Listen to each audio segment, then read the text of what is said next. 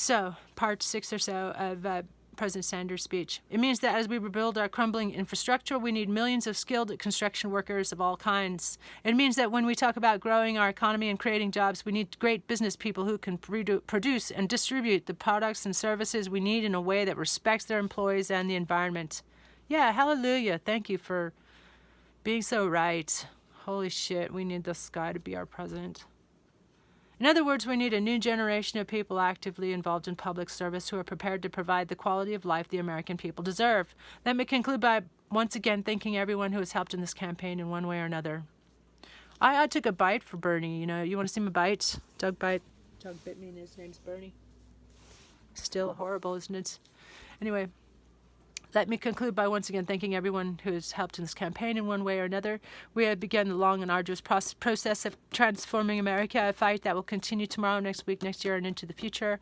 My hope is that when future historians look back and describe how our country moved forward into reversing the drift towards oligarchy and created a government which represents all the people and not just the few, they will note that, to a significant degree, that effort began with the political revolution of 2016.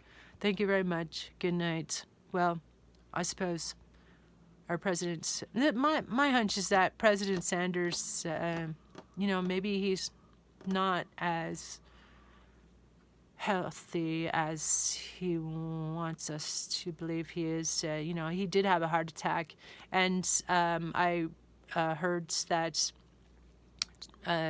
First Lady Jane Sanders on Michael Moore's Rumble podcast, she said that they scraped out his arteries and stuff, so that afterwards she found it hard to keep up with him on the daily walks. So that things were actually better after the heart attack. However, maybe he's just not. Maybe he's tired. Maybe he doesn't. It's such a toxic environment. These races, and he's got it coming from all sides. And Elizabeth Warren not endorsing him, that didn't really help a lot. That was she screwed up. She screwed us over. She is a bit of a snake. How dare she make up lies about President Sanders? Nobody believes that he said that women couldn't be a president. That's ridiculous, man. I think maybe she's a little too neurotic or something. But anyway, so well, what are your thoughts? What do you think? What do you think? Did you cry? I first heard from friends who's in Vietnam, actually sent me a WhatsApp message sorry about Bernie. So I thought, oh shit.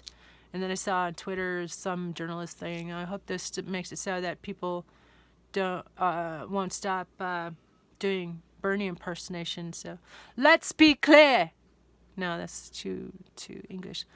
Let us be clear. Let us be clear. Thank you very much. Good night. My hope is that future historians. Oh no. Let us be clear. This is not a concession speech. This is not a concession speech. Let's be clear. It's more of a Brooklyn accent. It's good Brooklyn accent.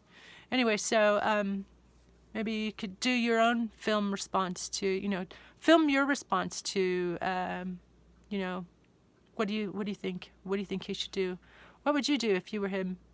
I actually went on Twitter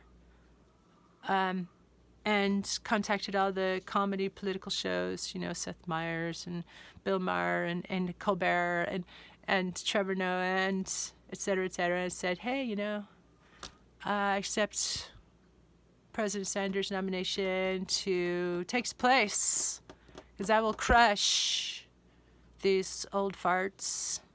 I will crush these old farts, and they're both corrupt and they're weak candidates. So I figure only about 20%. They have only about 20% support, both of them. They're both weak candidates.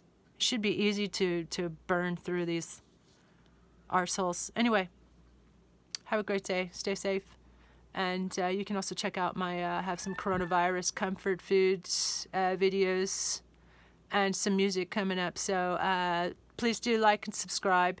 And also I cover, I'm a former writer, reporter, researcher, so I publish like political stuff too.